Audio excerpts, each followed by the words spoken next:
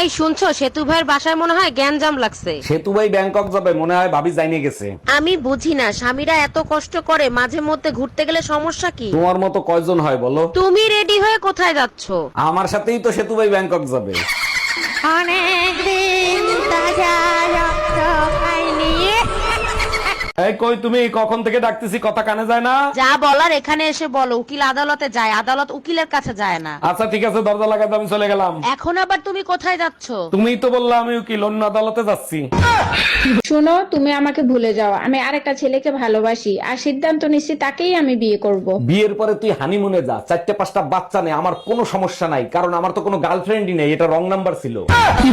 আমি আর তোমার সাথে রিলেশন রাখতে পারবো না, ব্রেকআপ। কেন ব্রেকআপ করবো? আমি তো সবসময় তোমার কথাই শুনি। তুমি এখনো বাচ্চাদের মতো ব্যবহার করো। শেষবারের মতো কিছু বলতে চাইলে বলো। আচ্ছা ঠিক আছে, তাহলে শেষবারের মতো আদা বাদা করি। সবাই বোন নাম হাতে লেখায়, তুমি কেন লেখাও না? তুমি আমারে ভালোবাসো না? অবশ্যই বাসি, সবাই তো হাতে নাম লেখাইছে আর আমি বুকে তোমার ছবি আঁকাইছি। বলো কি, তাই নাকি? কই একটু দেখাও তো। 1 মিনিট দাঁড়াও, দেখাচ্ছি, এই দেখো। অরুণ ভাই, শুনলাম আপনার মোবাইল নাকি চুরি হয়ে গেছে। জি ভাবি, ঠিকই শুনছেন, থানায় রিপোর্ট লেখাই দেখেছি, গিয়ে দেখি মানিব্যাগ চুরি হয়ে গেছে। থাক ভাই, মন খারাপ করবেন না, আল্লাহর কাছে দোয়া করেন, সব ঠিক হয়ে যাবে। মসজিদে দোয়া করতে গেছিলাম, বেরোয় দেখি স্যান্ডেল চুরি হয়ে গেছে। ভাবি, একটা মেয়েরে প্রতিদিন প্রপোজ করি, কোনো উত্তর দেয় না, কি করি বলেন তো? কবি বলেছে, একবার না পারলে দেখো শতবার। আপনি চেষ্টা করতে থাকেন, ফল অবশ্যই পাবেন। এত ধৈর্য আমার নাই, কালকে শেষবারের মতো বলবো, টুম্পা আই লাভ ইউ। আপনি টুম্পার এতদিন ধরে প্রপোজ করতেছেন, ও তো জন্ম থেকেই বয়রা।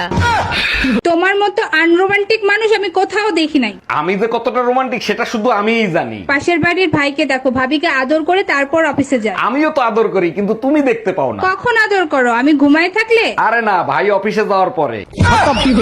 শালি কামডা করলো কি, একবারে গুড়া দিয়ে কেটে ফেলাইছে। এইবার যদি শিক্ষা হয় তোমাদের, আর যাবা ফাউ খাইতে? ডাক্তার এখন অনেক আধুনিক হয়ে গেছে, জোড়া দিলে 3 মাসের ভিতর ঠিক হয়ে যাবে। জোড়া দিলে ঠিক হইতে পারে, কিন্তু আগের মতো আর কথা বলবে না।